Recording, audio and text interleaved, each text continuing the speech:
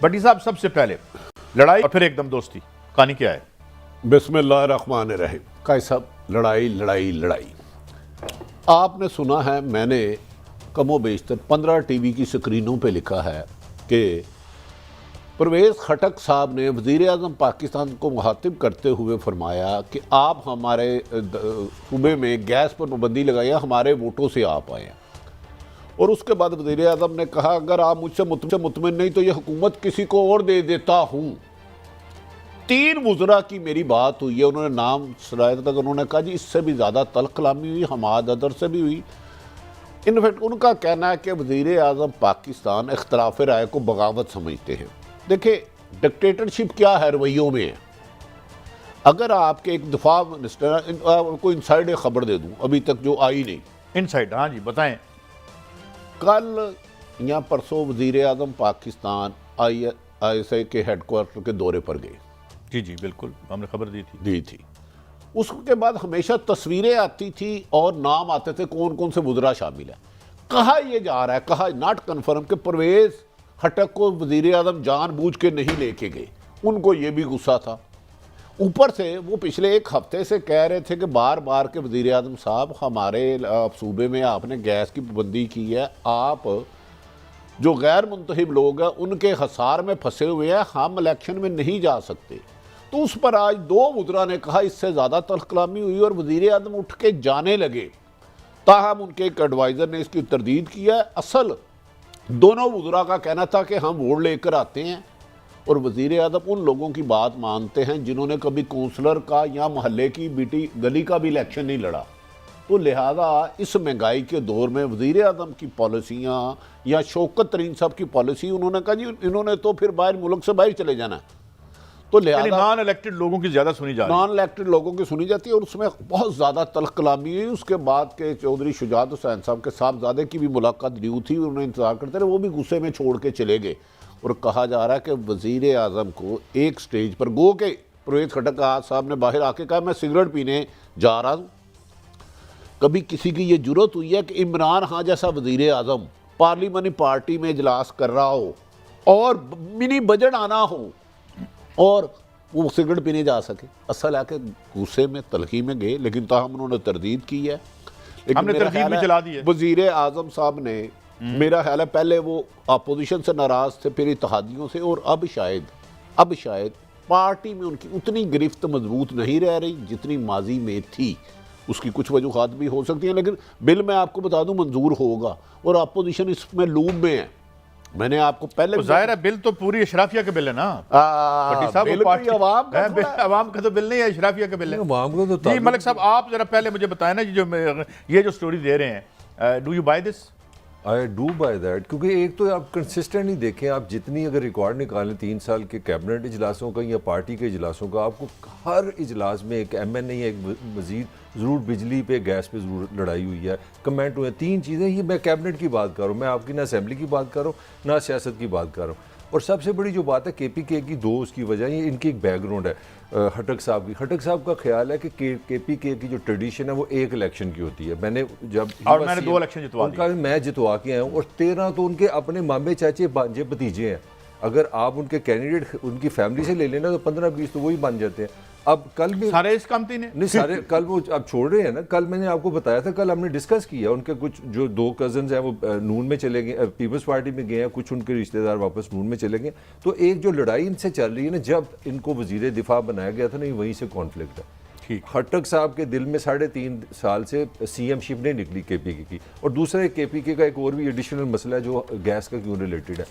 ये नहीं मैं कह रहा कि वहाँ पे लोग ज़्यादा गरीब हैं। KPK में जो सबसे ज़्यादा पाकिस्तान में CNG इस्तेमाल होती है ना गाड़ियों में, वो वहाँ पे होती है। तो जब आप गैस बंद करते हैं तो KPK सबसे ज़्यादा हिट होता है। गाड़ियाँ नहीं चलती, लोगों के पास इतने पैसे नहीं कि नई गाड़ियाँ खरीदें, लिहाजा वहाँ पे बहुत बड़ा क्राइसिस बन जाता है। तो खटक साहब का ये कहना बिल्कुल सही है कि भाई अगर आप गैस नहीं देंगे तो हम लोगों को फेस किस तरह करेंगे। यहाँ तो फिर कहेंगे वोट से अपने हुकूमत नहीं बनानी, तो ठीक है। लेकिन बड़ी साहब, बुरहान तो टल गया ना, फिर बुरहान तो ना हुआ ना। अपोजिशन को इस पे बगलें बजानी चाहिए या नहीं? मेरे ख्याल में बहरान बढ़ गया है, लेकिन हुकूमत उस वक्त तक रहेगी जब तक असल अवाम चाहती है ये साल 2 साल पहले भी कुछ बयानात किसी के सहाफ़ियों के निकाल कर रख ले, मैं तो अब भी कह रहा हूँ। नहीं तो ये भी मजाक है, कल भी हुआ, कल पंजाब में जो सीएम साहब का डिनर था उसमें 30 लोग नहीं आए, 30 नुमाइंदे नहीं आए, मतलब मगर बिल पास हो जाता है। भट्टी साहब ये क्या साइंस है? बादशाह नहीं मेरी एक बात एक थोड़ा फोन कॉल, मैंने आपको कहा ना, मैं आपको कह रहा हूँ ये बज़ाहिर कितना फटा हुआ है। इनके फैमिली के 15 लोग हैं, जंगीर तरीन साहब के 40 ग्रुप हैं। MQM कल तक भी नाराज थी, रात तक भी नाराज थी, सुबह तक भी नाराज थी, दोपहर तक भी नाराज थी, लेकिन बिल फिर मंजूर हो। अच्छा थोड़ी सी मैं आपसे बात, क्योंकि बिल खान साहब ने नहीं मंजूर करवाना, मैं माफी चाहता हूं। नहीं मैं ये चाह रहा हूँ आपसे, कल परवेज इलाही का बयान था कि महंगाई ने दुनिया को परेशान किया होगा। ये मैं परवेज इलाही का, आप 3.5 साल का रिकॉर्ड निकाल लें, हर बार इत्तेहादी कहते हैं कि हम महंगाई का साथ नहीं देंगे, अब ये होगा वो होगा, और हम जैसे सारे प्रोग्रामों में एक फिजा बन जाती है कि इस बार पार्लियामेंट में कुछ होने लगा, मगर एकदम एक सेकंड में खबर आती है सब ठीक। अच्छा मेरी बात सुन ले, कमो बेशतर इत्तेहादी जमातें दर्जनों दफा कह चुके हैं ये हुकूमत सही नहीं चल रही, महंगाई है, लूटमार हो रही है। इनकी ना अपनी मर्जी से आए थे ना अपनी मर्जी से जा सकते, इससे ज्यादा खुली बातें क्या कहूं। डू यू थिंक के परवेज इलाही अपना फैसला खुद करेंगे? चले काफ लीग में 12 घंटे पहले वो कह रहे हैं महंगाई से लोग परेशान है, आज उन्होंने वोट, अगर आज वोट ना देंगे तो फिर मुझे पकड़ लेना उनकी जमात। चले बात ये देख लेते हैं। ये यार मैं आपसे मतलब वैसे तो मेरी ड्यूटी है कि मैं आपके जो कीमती इरशादात हैं वो आपसे पूछूं, लेकिन मैं भी थोड़ा सा ज्यादा किया कर दूं थोड़ा सा। बहुत जरूरी बात यह है कि इस बात पे अवाम की महंगाई सब एक है। अच्छा सारे बिल इसको पास करवाएंगे, IMF का निज़ाम, अप्रेसिव निज़ाम, 1% लोगों के मफाद में उस्तवार, इस पे हमारी कोई लड़ाई नहीं है। नहीं अच्छा काई साहब एक और भी सवाल, पर मेरी बात ज़्यादा सीरियसली नहीं है। वज़ीर आज़म साहब ने ये कहा ना तो मेरा कोई कारोबार है ना ही मेरा कोई बिजनेस है, ये किसको पैगाम नहीं? उनका मतलब है कि किसी का कारोबार भी नहीं रहेगा, बिजनेस भी नहीं रहेगा। नहीं मेरा ख्याल उन्होंने, अच्छा सॉरी नहीं माफी चाहता हूँ, मेरा ख्याल है उन्होंने यही कहा। साहब मैंने थोड़ी सी इस पे सटल बात थोड़ी अर्ज की थी जब मैं आपके साथ बीपर देने की जसारत कर रहा था कि इमरान खान साहब आपके कारोबार हो ना हो, आपके नीचे सब लोगों के कारोबार हैं और माशाल्लाह बड़े अच्छे चल रहे हैं। क्या ख्याल आपका? नहीं उन्हीं के कारोबार चलते रहेंगे कादी साहब हमेशा। लेकिन यार अगर मेरा बच्चा ठेके ले रहा है और मैं उसे इस मुल्क में दो लोग हैं, एक एलीट कप्चर जिन्हों अरब खरबती हैं और एक आम शहरी। उनकी जब तक मर्जी या हुकूमत चलेगी, ये हुकूमत को अपोजिशन और खुद PTI के लोग नहीं निकाल सकते जब तक जो अवाम लाई है वो फैसला ना करे, और उस अवाम ने अभी तक इन्हें रखने का फैसला। अच्छा इनके पास ना एक बड़ी शरारती खबर है। इन्हें खबर मालिक साहब बताएं कि सुना कि पीपल्स पार्टी एकदम पॉपुलर होने जा रही है।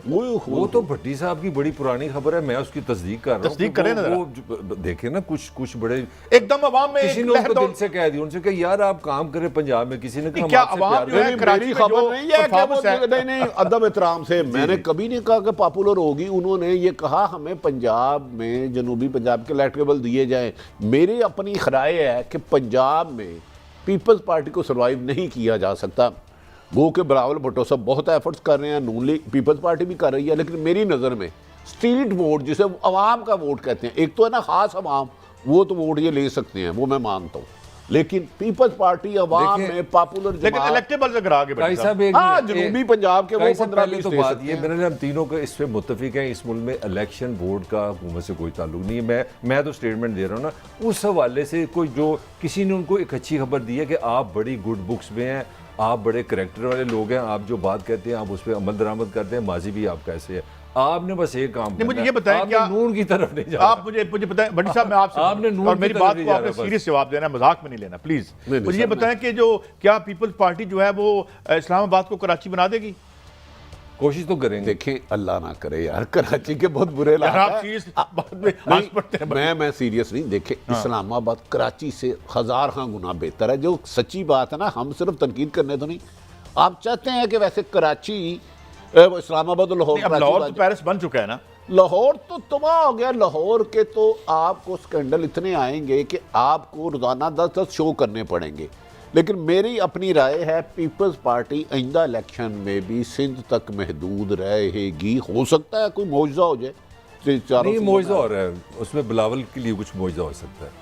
ठीक है, यानी आप समझते हैं कि बगैर कैंडिडेट के, बगैर वोट बैंक के, एक तो था ना वोट बैंक। देखें हाथ भी उन पर रखा जाता है जिनमें थोड़ा सी स्ट्रीट पावर अच्छा, है। ये बताइए, सर, खबर- देखिए ना, मलिक साहब, मैंने आपसे खबर मिनट, लेनी है। देखिए जो कोई फैसला करते हैं उनकी भी तो कोई बर्दाश्त देखे ना। ये दुनिया की वाहद हुकूमत है जो कहती है हम कर्जे इसलिए ले रहे हैं कि कर्जे उतारने। अब नई खबर ये आती है कि महंगाई इसलिए कर रहे हैं कि महंगाई कंट्रोल करनी है। कोई इस तरह की नहीं, मेरे यार, हुकूमत को- पहले आप खैर अपनी है ना, खबर आप पर 5 साल से ज्यादा किस यार तरह अपनी टाइम खबर पर है। मुझे ये खबर अच्छा आपकी काई साहब, बिलावल मैं आ रहा है आपसे जी। बताऊंगा। बिलावल आ आज रहा है। नहीं यार, मैंने खबर और कर वजीर आजम साहब से परवेज खटक ने इतनी जुर्रत से बात की। अमूमन मैं जितना वजीर आजम के करीबी हल्के 8-10 लोगों से बात कर चुका हूँ, वो कहते हैं वजीर आजम कभी बर्दाश्त ही नहीं करते इख्तलाफ राय। उठ के तो चलेगा। डू यू थिंक अब परवेज खटक के लिए आइंदा टिकट उन्हें मिलेगा कि नहीं मिलेगा? आपका क्या यार, तजर्बा? फिर जितना वो भी पहले ही उनके 25-30 घर के मेंबर हैं, तो उनको कैसे नाराज करेंगे? नजरियात का वैसे आपने तिया पांचा कर दिया। मेरी खबर आपने फिर अटकी है। क्या ये बात दुरुस्त है कि पीपल्स पार्टी की जो पंजाब में कैंपेन है वो उसकी